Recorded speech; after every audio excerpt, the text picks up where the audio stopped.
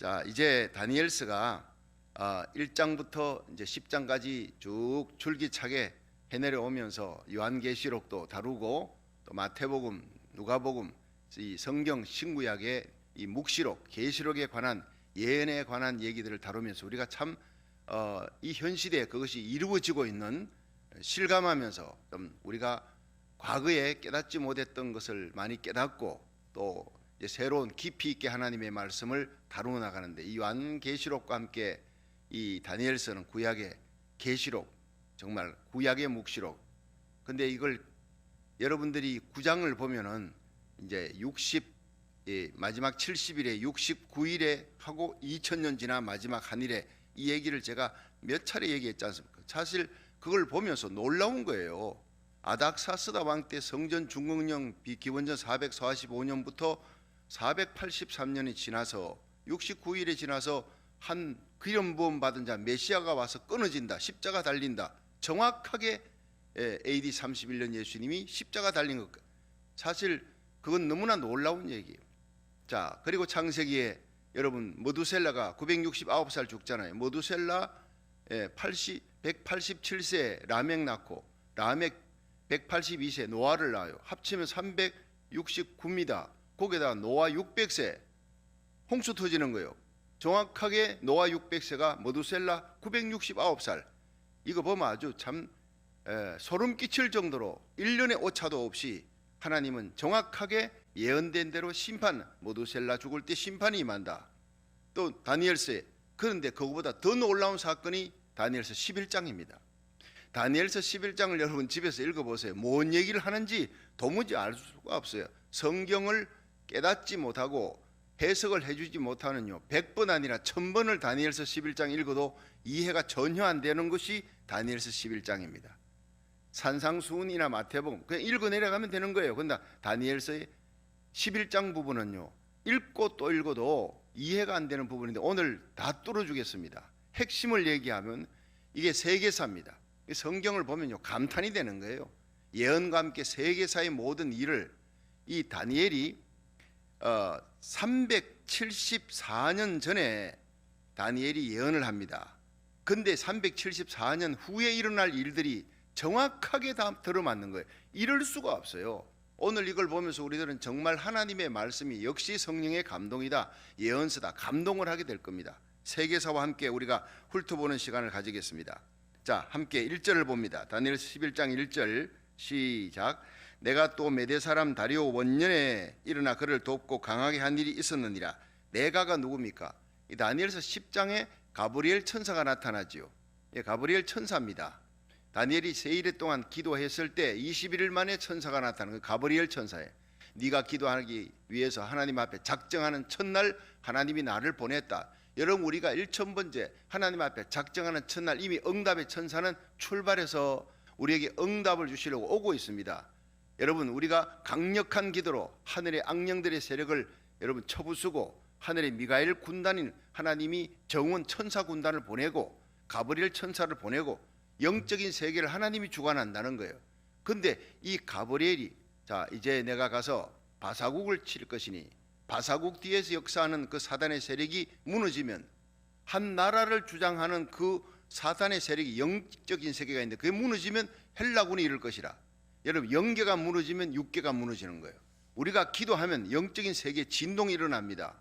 믿지 않는 사람, 여러분 믿지 않는 남편, 아내, 친척 여기서 기도해도 한국에서 갑자기 그가 예수를 믿는 일이 일어나요. 갑자기가 아닙니다. 그 뒤에 있는 영적인 세력이 무너지면서 기도할 때 누군가에 의해서 전도받고 깨닫고 자기 스스로 성경책 사들고 스스로 교회 가는 놀라운 역사들이 일어나는 거예요.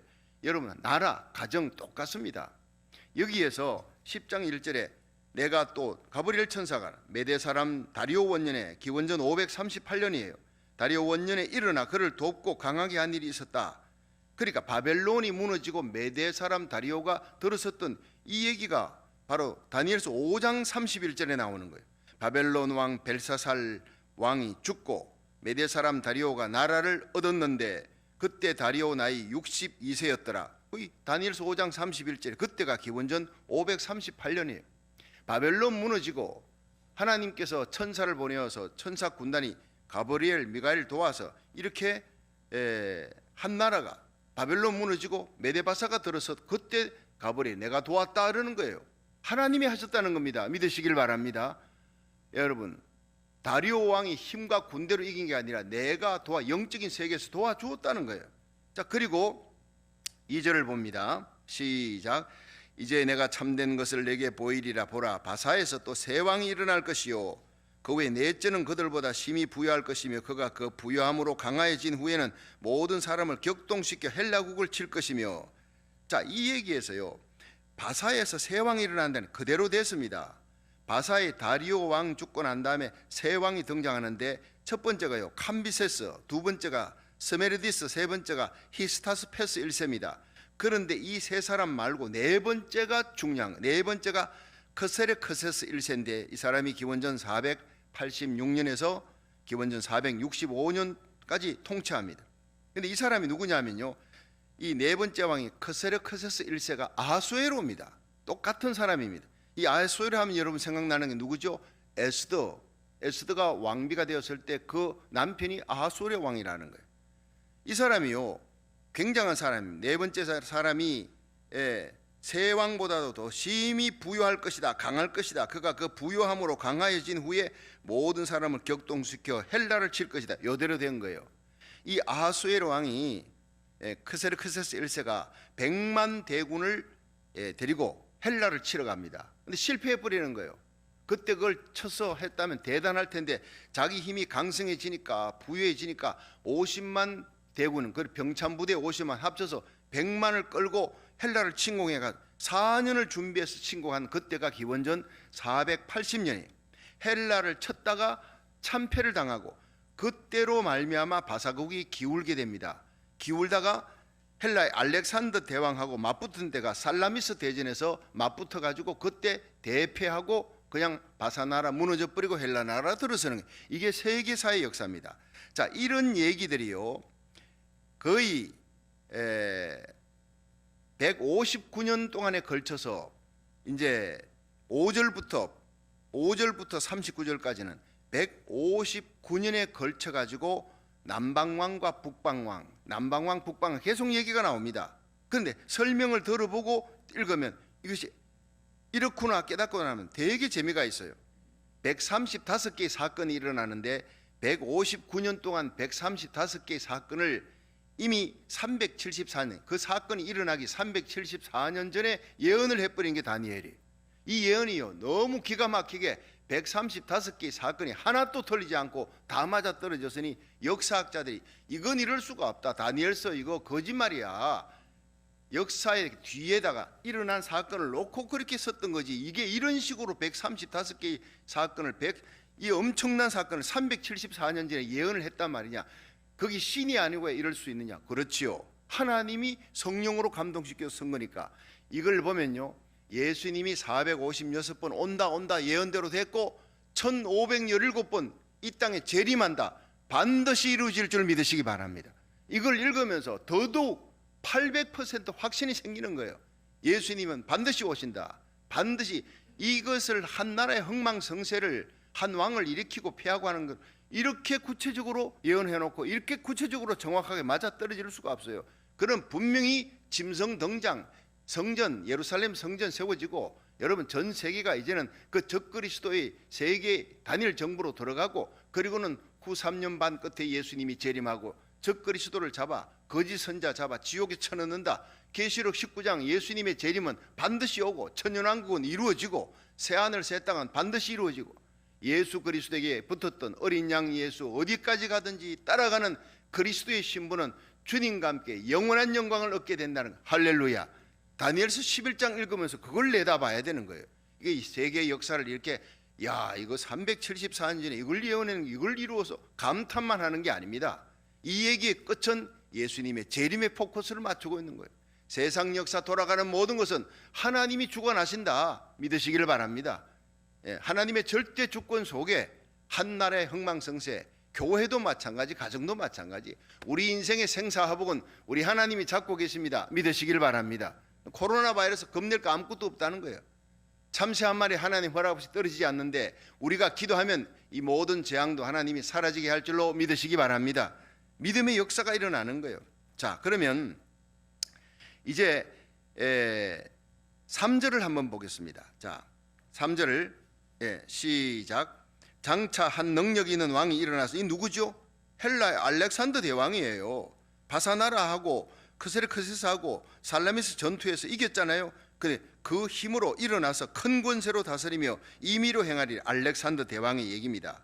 근데 4절에 그러나 그가 강성할 때 그 나라가 갈라져 천하 사방에 나누을 것이나 그 자손에게로 돌아가지도 아니할 것이요 또 자기가 주장하던 권세대로도 되지 아니하리니 이는 그 나라가 뽑혀서 이외의 사람에게 돌아갈 것임이니라.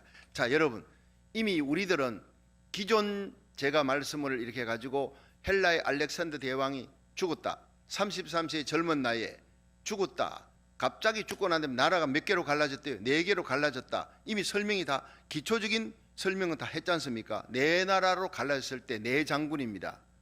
이것이 바로 다니엘서 7장에는 바사나라는 곰으로 비유됐어요. 헬라는 뭐로 됐지요? 표범이에요.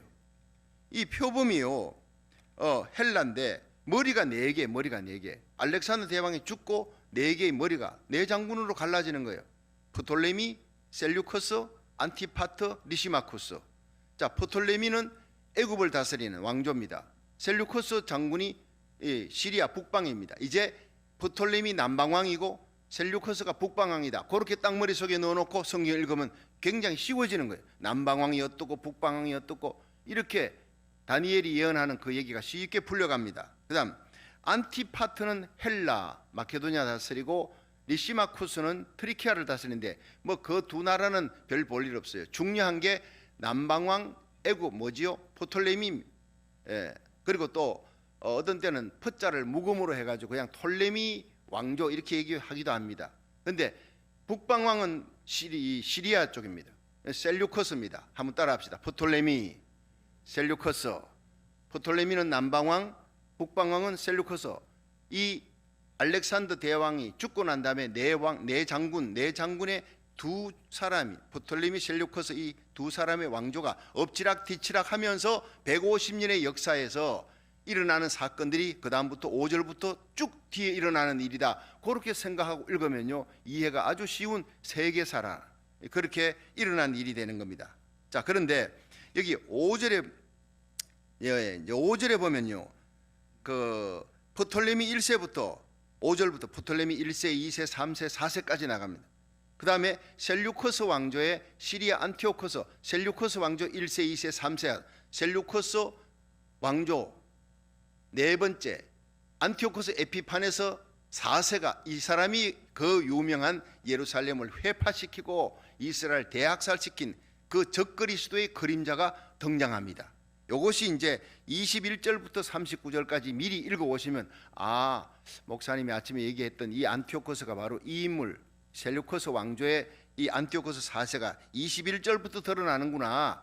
39절까지 40절부터 다니엘서 11장 40절부터 45절까지는 이제 적그리스도의 등장과 에스겔 38장의 마지막 세계 대전의 얘기가 펼쳐지는 거예요. 자, 그러면 이제 구체적으로 우리가 하나님의 말씀을 이제 3절을 다시 한번 읽어봅니다. 3절 시작.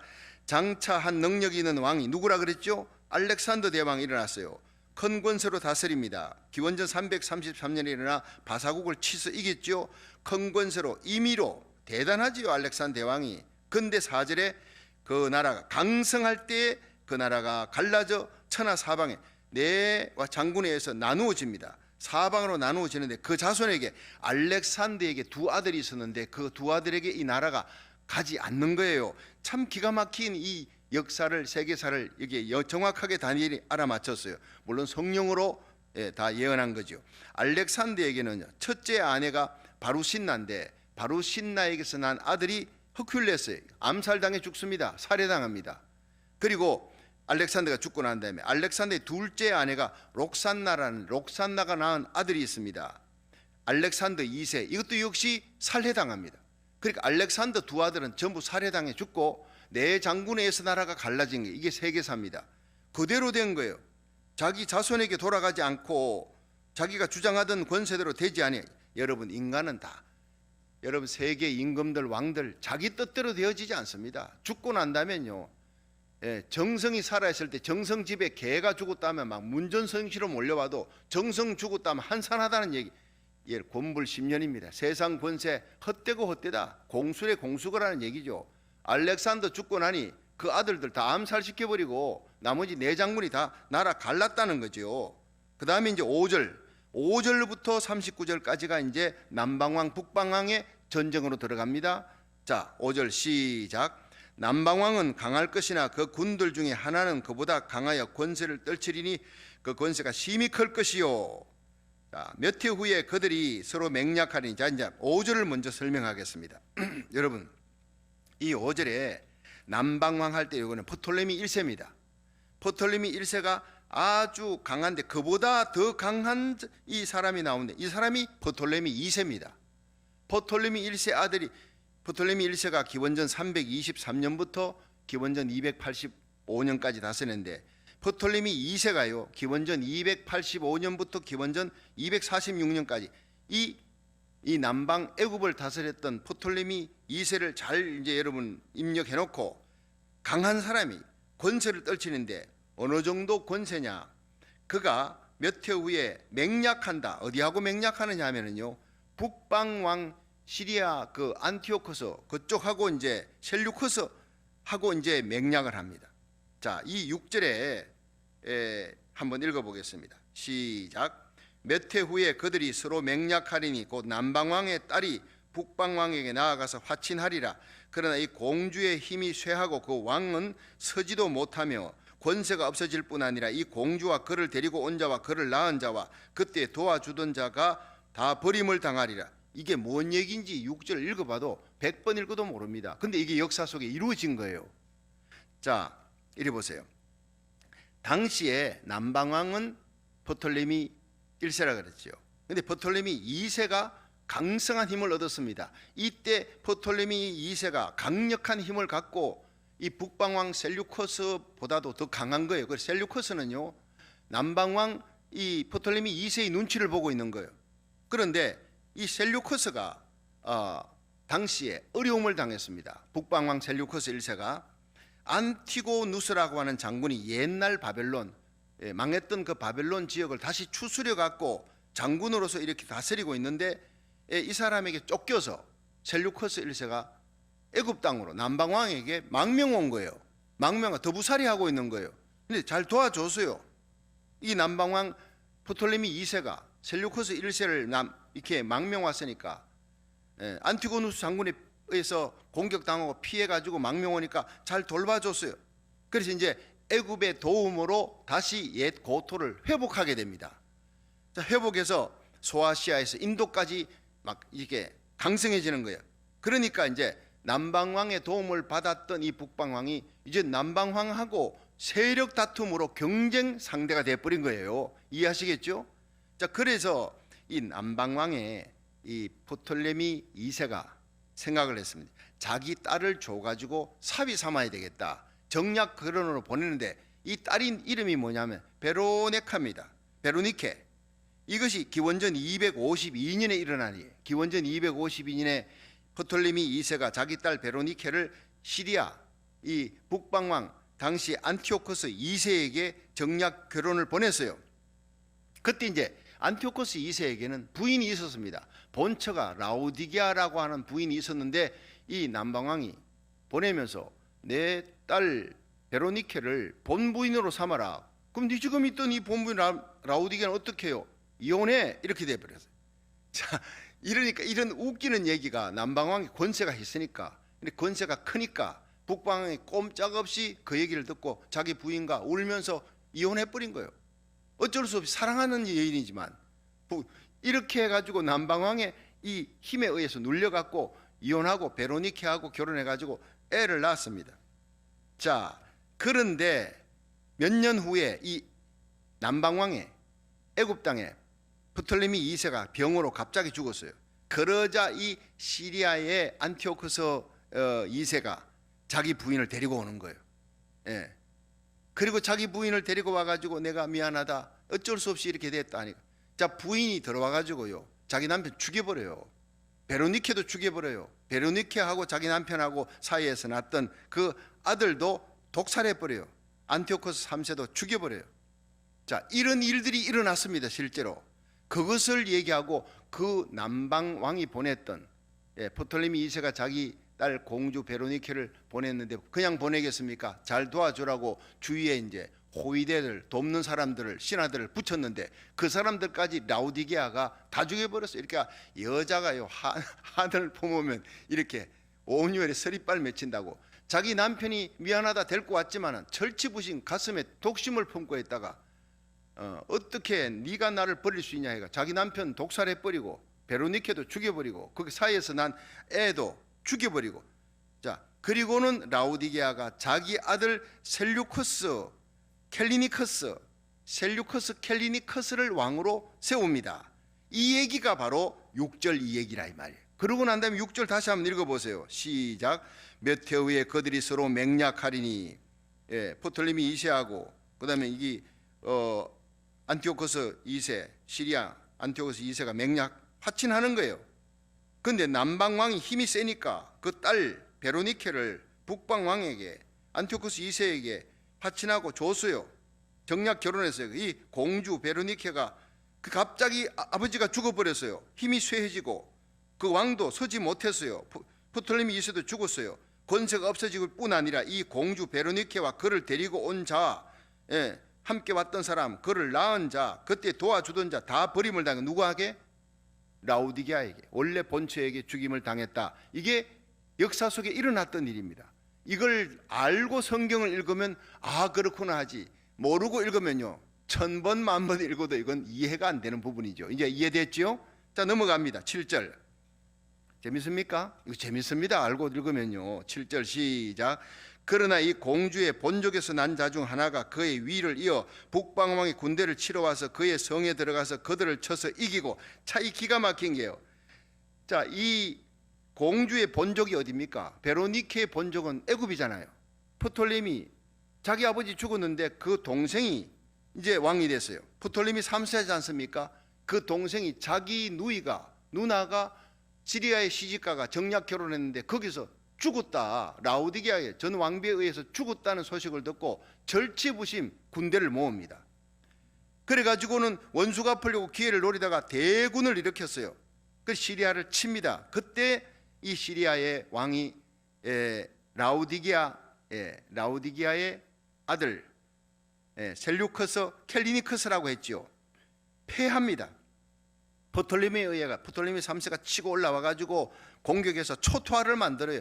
그때 그 시리아의 우상이라든가 금으로 만든 우상들 전부 다 가져가고 또 그 우상 안에 있는 그 정각 금, 은, 보화들 몽땅 다 노략질해 가지고 다 끌고 가고 몇 해 동안은 전쟁을 일으키지 않고 소강 상태에 빠집니다.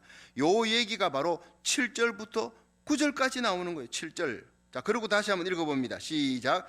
이 공주의 본족에서 난 자 중 이게 누굽니까? 베로니케의 남동생 프톨레미 3세입니다. 아버지 위를 이어서 그 다음에 자기 누이의 복수를 합니다. 누이를 죽인. 그래서 북방왕의 군대를 치러 와서 그의 성에 들어가서 그들을 쳐서 이겼지요. 그 다음 8절에 시작. 그 신들과 부어 만든 우상들과 그 은과 금의 아름다운 기구를 다 노략하여 애굽으로 가져갈 것이요 몇 해 동안 그가 북방왕을 치지 아니하리라. 몇 해 동안 휴전하는 것까지 다 예언해놨어요. 기가 막히지 않습니까? 자, 그 다음에 9절을 한번 보세요. 시작. 북방왕이 남방왕의 나라로 쳐들어갈 것이나 자기 본국으로 물러가리라. 이 얘기가 뭐냐면요, 이 북방왕 그렇게 당하고 난 다음에 자기 나라의 검은 보화들 그리고 우상, 금으로 만든 우상 다 뺏기고 난 다음에 또 이제 그냥 속에서 막 화가 일어난 거예요. 그래서 와신 상담 몇 년 후에 이 북방의 셀류커스 켈리니커스가 대군을 일으켜서 기원전 240년에 애굽을 치러 갔지만은 패하고 그냥 돌아왔어요. 이것을 9절이 얘기합니다. 9절이 딱 한 절로 시작. 북방왕이 남방왕의 나라로 쳐들어갈 것이니 복수하러 쳐들어갔는데 이기지 못하고 자기 본국으로 돌아가리라. 이렇게 된 거예요. 자, 그 다음에 10절을 한번 봅니다. 시작. 그 아들들이 전쟁을 준비하고 심히 많은 군대를 모아서 물에 넘침같이 나아올 것이며 그가 또 와서 남방왕의 견고한 성까지 칠 것이요. 자, 이게 뭐냐면요, 셀류커스 클리니케스가 돌아와 가지고 이기지 못하고 돌아왔어요. 애굽 치고 이기지 못하고 돌아오니까 화병으로 들러버 갖고 이제 죽습니다. 화병으로 죽자 그 아들이 셀류커스 3세가, 북방왕 셀류커스 3세가 들어서서 아버지 원수 갚겠다고 여러 번 이 남방왕을 쳤지만 애굽을 이기지 못한 거예요. 그런데 셀류커스 3세의 아들 안티오코스 3세가 등장합니다. 이 안티오코스 3세가 대군을 준비해서요, 심히 많은 군대를 모아가지고 일어나서 애굽을 칩니다. 그리고는 이깁니다. 그래서 가자지구까지 전부 다 점령을 하는 거예요. 그래서 이걸 아들들이라고 성경은 표현하지만 실제적인 역사에는 바로 셀류커스 캘리니커스가 화병으로 죽고 그 맏아들 셀류커스 3세가 원수 갚겠다고 여러 번 애국 공략했지만 실패하고 셀류커스 3세의 아들 안티오코스 3세가 이기는 거예요. 그 얘기를 하는 거예요. 가자지구까지 점령했다. 자, 그게 바로 10절 얘기입니다. 자, 10절 그렇게 이해하고 한번 다시 읽어보세요. 시작. 그 아들들이 전쟁 준비하고 심히 많은 군대를 모아서 물이 넘침같이 나아올 것이며 그가 또 와서 남방왕의 견고한 성까지 칠 것이요. 그러니까 가자지구까지 전부 다 점령에 들어가는 거예요. 이제 오랜만에 북방왕이 이겼습니다. 셀루커스가, 시리아 군대가. 자, 그러자 남방왕이 가만히 있습니까? 다시 또 복수전이 벌어지는 게 11절이에요. 이 11절, 이 남방왕 프톨리미 왕조의 필로파트 4세가 기원전 217년에 7만 대군을 모아가지고 이제 치러 올라갑니다. 시리아를 치러 가는 거예요. 남방왕이 크게 노하여, 11절 시작. 남방왕은 크게 노하여 나와서 북방왕과 싸울 것이라. 북방왕이 큰 무리를 일으킬 것이나 그 무리가 그의 손에 붙임받을. 이제는 남방왕이 이기는 거예요. 예, 남방의 필로파트 4세가 기원전 217년에 7만 대군 준비해서 일대 격전 벌였는데 이 전쟁에서 안티오코스 3세가, 북방왕이 팔레스타인 국경인 라피아 전투장에서 참패를 당하고 사막으로 도망가는 거예요.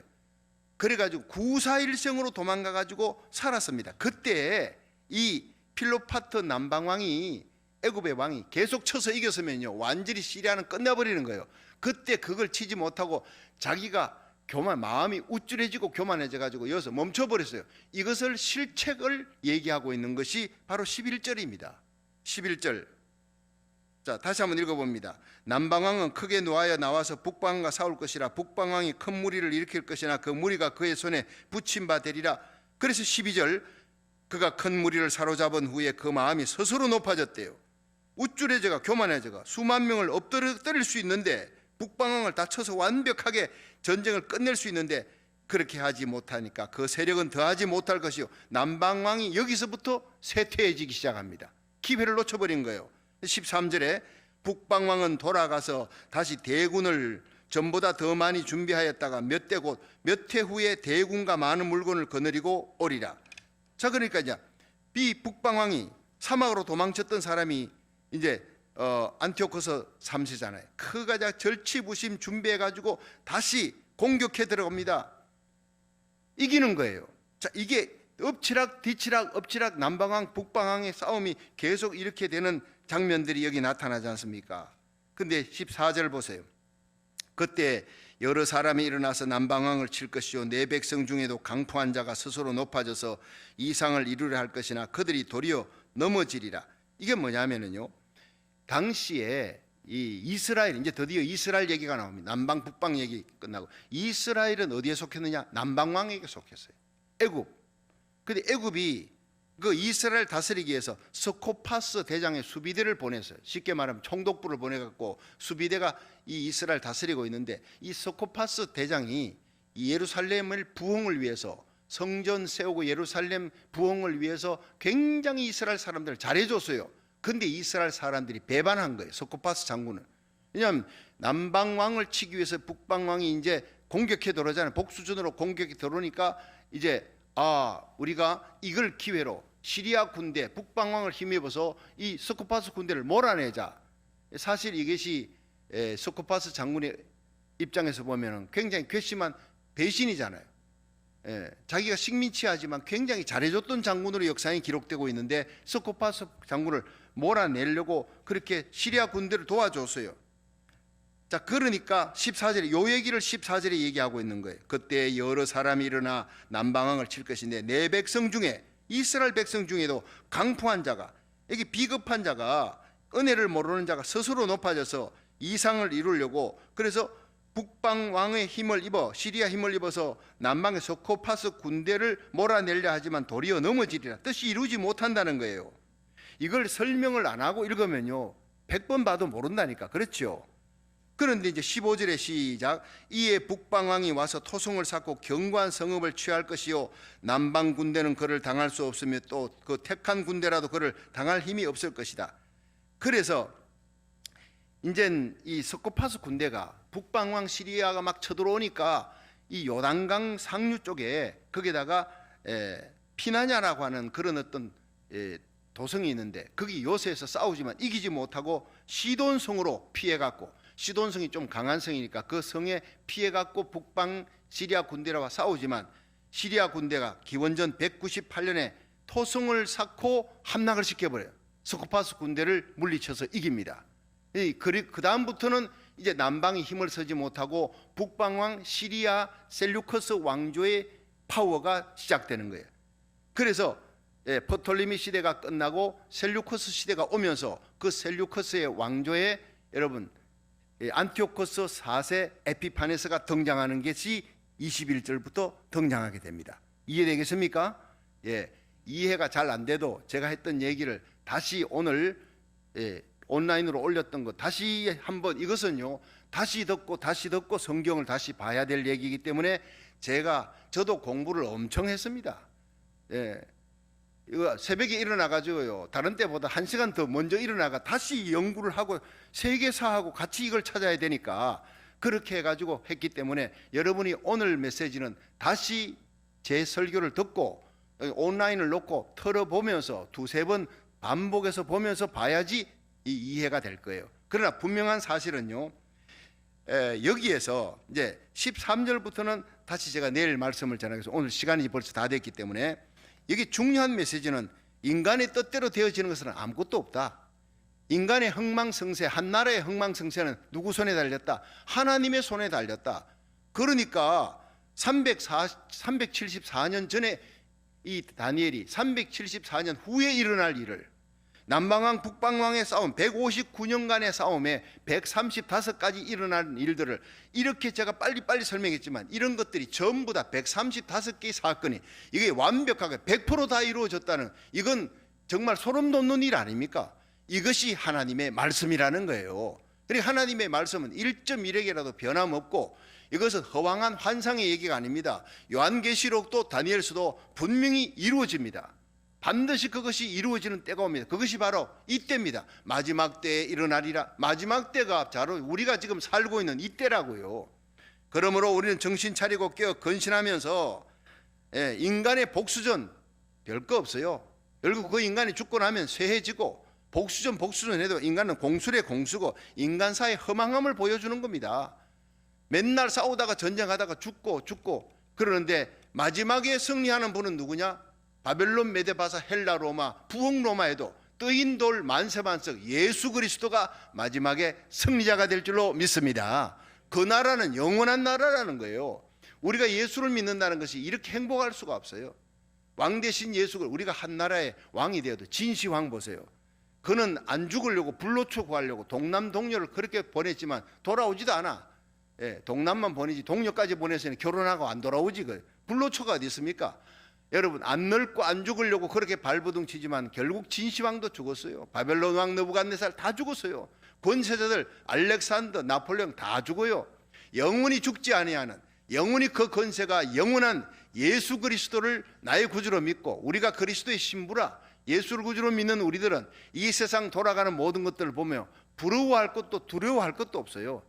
예수 그리스도를 구주로 믿고 마지막 승리자 주님의 영광을 위해 주님의 보혈의 피값으로 주고 산 하나님의 교회와 하나님의 나라를 위해 충성하는 것, 세상이 안 알아줘도 괜찮아요. 우리 중보기도 하나님 앞에 나라 살리기 1,000번째 우리 하나님이 알고 계십니다. 여러분 오늘도 우리 주님의 왕비된 그리스도의 강한 군사들, 여러분 예수 그리스도의 신부 하나님의 자녀된 우리들이 얼마나 복된 사람이냐. 하나님의 예언 속에 택하시고 부르시고 의롭다 하시고 영화롭게 하시는 그 영광 속에 들어간 우리들이 날마다 주님과 동행하며 하나님의 뜻을 이루며 하나님의 나라, 하나님의 왕국을 위해서 일하는 저희들 되기를 주의 이름으로 축원합니다.